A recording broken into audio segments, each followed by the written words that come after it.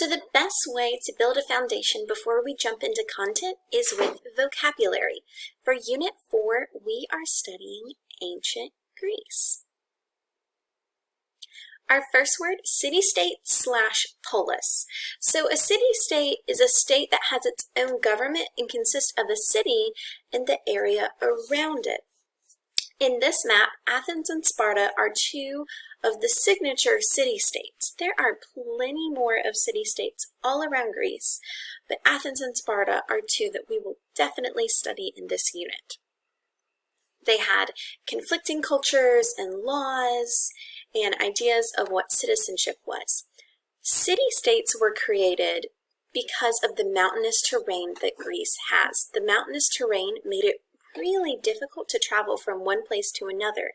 So it was hard for there to be one government throughout Greece to enforce things and for armies to travel to protect. So each city has its own government, its own culture, its own laws, its own defense systems. So each city is like its own little world. Citizen, so a person who legally belongs to a state and has the rights and protections of that country. So with Athens and Sparta, we will see different ideas of who qualifies for a citizen. In Athens, it was only free men that were citizens, though Athens had the democracy. In Sparta, women were also citizens, and so they were able to do more within Spartan culture and government because they were viewed as citizens. Citizen depends on the rules for each culture and civilization, whether it is free men, men that are 18 and older, men and women, if it includes enslaved peoples, if someone moved into the area. Those definitions are always different, and so we will see citizenship definitions change between our two signature city-states, Athens and Sparta. Democracy. So democracy is a form of government in which people choose leaders by election.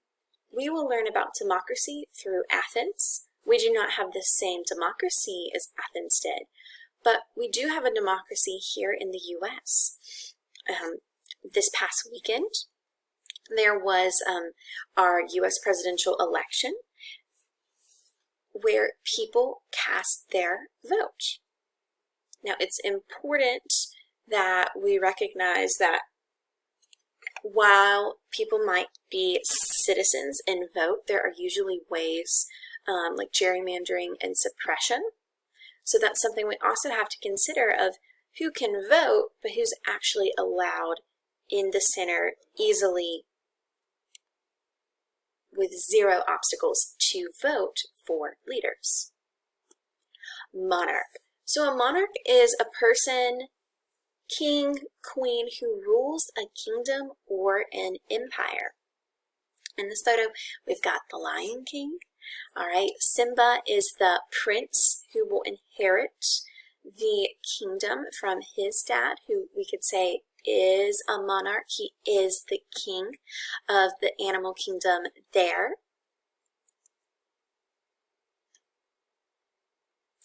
Colonies. Colonies, an area that's controlled by or belongs to a country and is usually far, far away from it. So because Greece had this mountainous terrain, it was really difficult to grow crops. They're going to adapt and create terrace farming, but it is still really difficult with the rocky soil. So Grecian city-states are going to travel elsewhere to create these colonies to get the resources that they need so that they have a market to trade and that they can take them back to the original city-state. So colonies are usually far away. So we see here this cherry pink color, it represents Greece. We see our two Athens and Sparta. And then the colonies are in blue. So over here, we've got colonies here, we've got colonies here, down here, all around the Mediterranean and the Black Sea. the Grecian city-states are going to create colonies. And the red-orange arrows, we see the travel routes. So from Greece, what direction are they headed to reach these colonies? Again, they develop these colonies so that they have resources because they don't have as many natural resources in Greece. Conquer. So conquer is to take control of a country, city, etc. through the use of force. Athens and Sparta are going to be fighting against one another. Other city-states like Troy will also be fighting. Greece will be conquering, the city-states will be conquering other areas to make them colonies. Usually colonies are taken by force. They are conquered. They do not willingly go along. They do not want to submit to invaders controlling their government and controlling their resources. So conquer, to take control.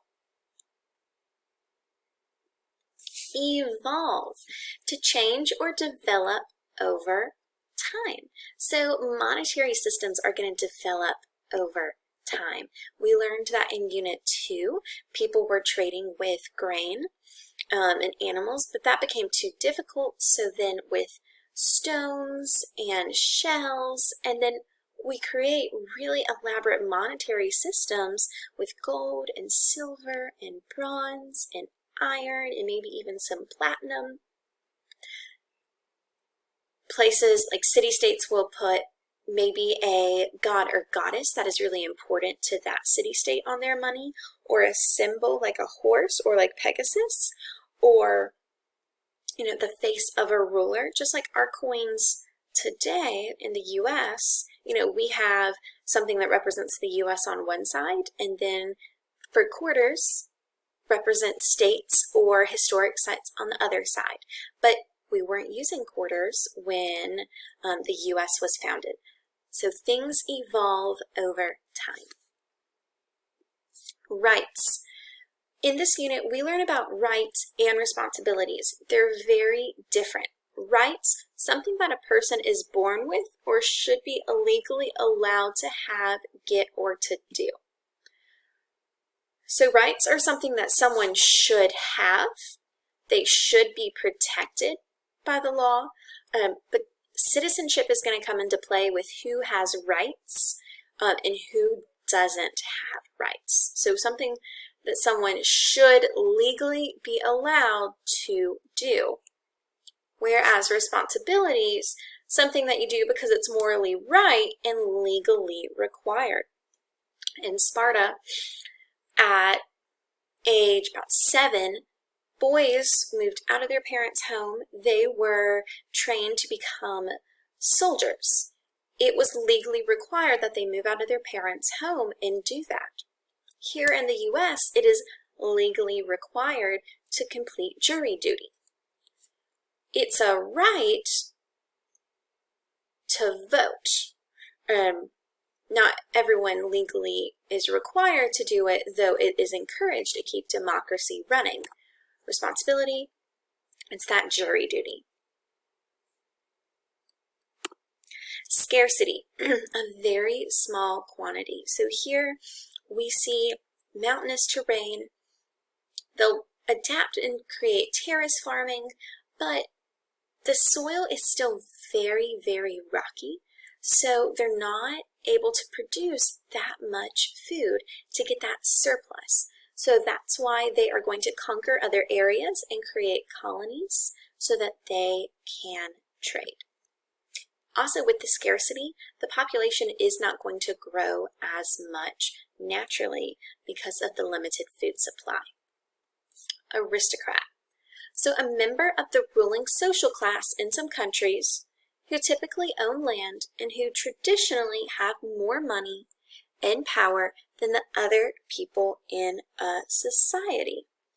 Aristocrats with social structure, usually with the cultures that we study, the social class that you're born into, you stay in. You cannot rise. So aristocrats, you have to be born into. that social structure, you normally have a say-so in the government, you are owning land, you are leading armies to conquer other areas, you have farmers work your land, you have enslaved peoples that work your land, you normally have a life of luxury, and you have a lot of power and say-so. And that is the end of Unit 4 vocabulary.